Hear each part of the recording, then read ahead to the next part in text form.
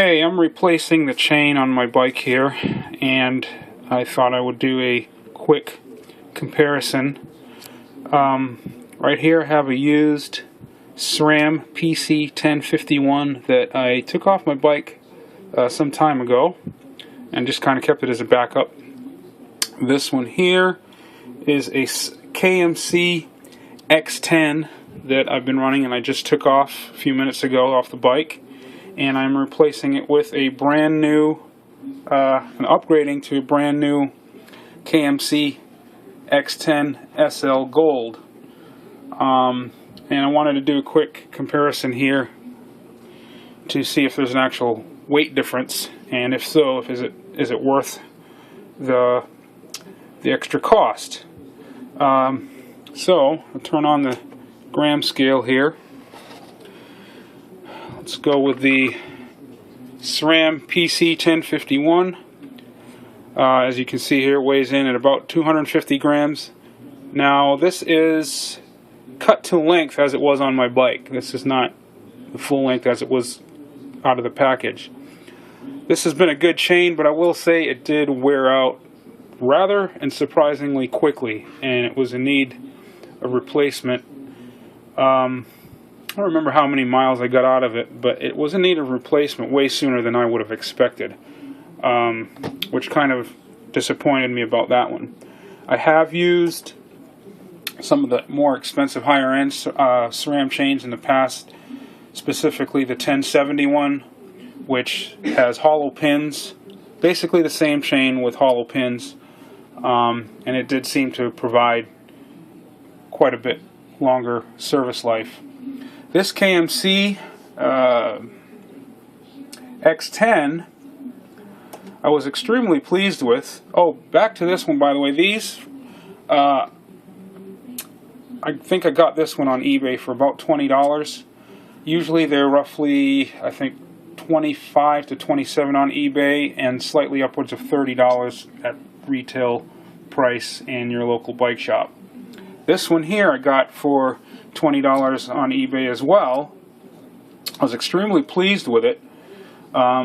It shifted well and provided an exceptionally long service life. I put quite a few miles on it. Some of them were really harsh, in harsh conditions, sand and so on. And it just seemed to go on and go on. It's really got some kind of tough anti-wear coating on it, like their advertising suggests. Again, I paid $20 on eBay for this one. I think usually they're usually on eBay around $24 to $25, and I'm not sure what the retail price in the shop is, but I'm expecting, again, slightly upwards of $30 or so in a shop. So you can see this one weighs in at 245 grams. Now again, it's cut to the same exact length as the SRAM, so you're getting a 5 gram, big deal, weight difference with the KMC X10. Now keep in mind, this is one of the basic entry-level chains from SRAM, and this is one of the basic entry-level chains from KMC. Let's move on to this X10 Gold Sl. Now this is the piece that I cut off to cut it down to length. It also comes with, or all of these came with their own quick disconnect master link. The package of this gold one, I guess it's on the back, or it's on the front. It says somewhere on here that it was 241 grams. Well, I weighed the whole chain with the piece that I cut off of it. I can get it on a scale here. With the master link, and as you can see, it's 255 grams. That is as it comes out of the package. So the weight that they give on the package,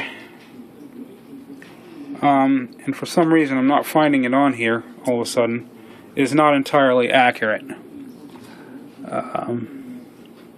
But that being said, with the master link aside and the short piece that I cut off aside, this chain cut to the correct length for my bike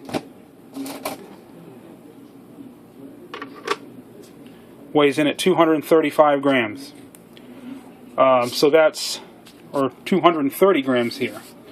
So that's 15 grams lighter than the basic X10 SL and 20 grams lighter than the SRAM PC-1050. This chain is $40 roughly. That's what they're going for on eBay.